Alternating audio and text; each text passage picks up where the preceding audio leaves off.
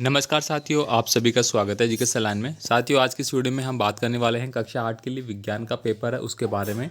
तो साथियों, ये आपका लास्ट पेपर होगा। जैसा कि दोस्तों मैंने 5 पेपर है वो आपको बताने की बात कही थी।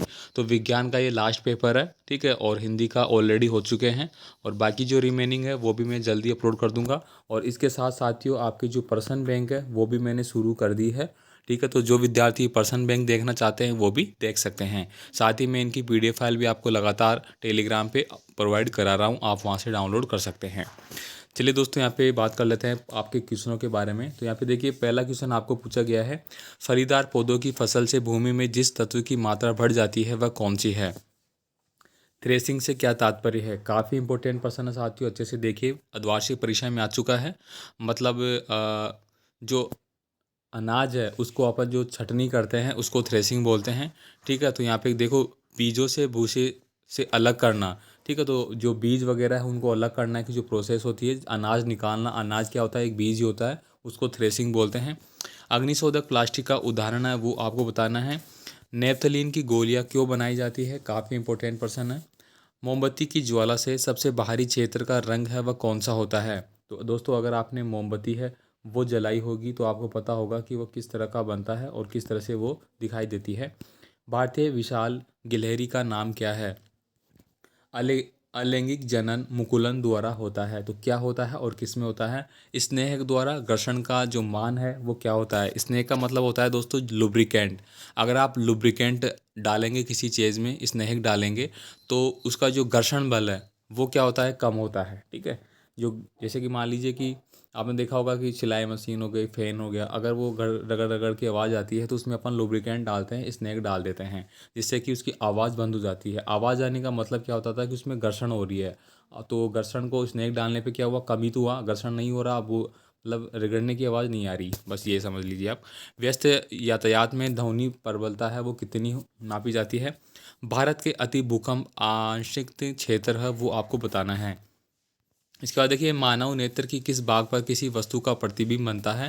तो ये तो आप सभी जानते हैं कि रेटिना है उस पे ही दोस्तों प्रतिबिंब बनता है। और ये क्या बनता है, वास्तविक, ठीक है, वास्तविक और उल्टा बनता है हमेशा।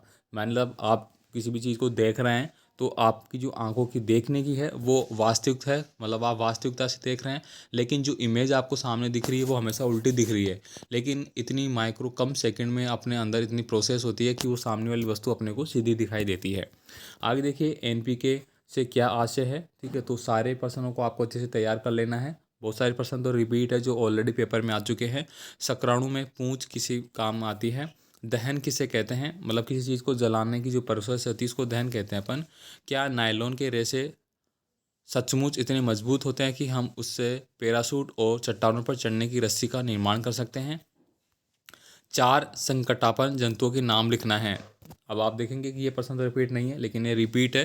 जैसे कि दोस्तों मैंने आपको पहले बताया रखा है, प्रश्न आपके आ भी रखा है, रेड डाटा बुक, ठीक है। रेड डाटा बुक से संबंधित ही ये है। रेड डाटा बुक में जो संकटग्रस्त प्रजातियां हैं उनके बारे में विवरण किया जाता है और आपने वही पढ़ा है। और यहाँ पे बस उल्टा पूछ लिया कि संकटात्मक जंतुओं के नाम लिखे, तो वही बात यहाँ पे आ जाती है। विद्युत धारा का रासायनिक प्रभाव है वो आपको यहाँ पे बताना है। 2 जीवाश्म ईंधन के नाम आपको बताना है। ये काफ़ी इंपॉर्टेंट प्रश्न है, इसको आप अच्छे से देखेंगे, ठीक है, वेरी इंपॉर्टेंट लगा के। आगे देखिए, एल्क्रिक क्या है, इसका क्या उपयोग होता है। आप किस प्रकार सिद्ध करेंगे कि रासायनिक दृष्टि से सिल्वर कॉपर से कम अभिक्रियाशील होता है। जैवमंडल से आपका क्या आशय है, जैवमंडल आरक्षित क्षेत्र में क्यों बनाए जाते हैं, ये काफ़ी इंपॉर्टेंट है, आप इसको स्टार मार्क करके रखेंगे साथियों, ठीक है। इसके बाद इसके अलावा दोस्तों, टेलीग्राम पे एक स्टूडेंट ने मुझे मैथ का और एसएसटी का इंग्लिश में जो पर्सन बैंक है वो शेयर की है, ठीक है। और वो कमेंट भी कर रहे थे कि सर बताएंगे या नहीं बताएंगे, तो मैंने उनको कमेंट करके बता दिया था कल ही कि थोड़ा सा व्यस्त के कारण मैं आपको शायद 1-2 दिन में बता पाऊँ, ठीक है। बाकी मैं आपको जो भी इंपॉर्टेंट आपने भेजा है, ठीक है, पीडीएफ फाइल या स्क्रीनशॉट, उसमें मैं टिक मार्क करके आपको जल्द ही रिटर्न कर दूंगा। वो पर्सन आपको अच्छे से देख लेने हैं। नेक्स्ट देखिए, यहाँ पे अलैंगिक जनन और लैंगिक जनन में आपको अंतर स्पष्ट करना है। ये काफ़ी इंपॉर्टेंट है और लगातार लगभग अगर 5 पेपर है तो 5 में से 3 या पेपर में ये पेपर पसंद रहा है। नेत्र के अंदर लेंस की फोकस दूरी कैसे बदलती है। इसके बाद देखिए, 24 नंबर का क्वेश्चन है, पृथ्वी के अंदर भूकंपन से क्या कारण हो सकते हैं। पृथ्वी की संरचना का नामांकित चित्र आपको बनाना है। कृत्रिम उपग्रह क्या है। सप्तारिक तारामंडल। तो लास्ट वीडियो भी जो हमने बात की थी उसमें भी आपका उपग्रह और तारामंडल के बारे में क्वेश्चन था। तो ये सारे इंपॉर्टेंट पर्सन मैंने बता दिए जो कि बोर्ड के द्वारा जारी किए गए पेपर है। बहुत से विद्यार्थी कहते हैं कि सर रियल पेपर दो जो बोर्ड जारी करता है, तो ये वही पेपर है, मैं खुद नहीं बनाया मैंने ये पेपर, जो बोर्ड ने दिए हैं वही पेपर है, ठीक है।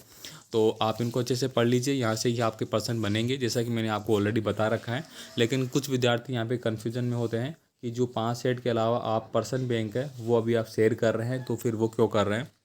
तो बहुत से विद्यार्थी जैसे कि मैंने अभी यहाँ पे बात की पर्सन के बारे में, ठीक है, तो इससे सिमिलर कोई पर्सन होगा तो उसका आंसर बताने के लिए और साथ ही साथ इम्पोर्टेंट पर्सन जो और है बन सकते हैं, ठीक है। आपके 16 अप्रैल से एग्ज़ाम शुरू होने हैं, आपके पास टाइम है, तो फटाफट इन सब चीज़ों को देखते जाइए, ठीक है।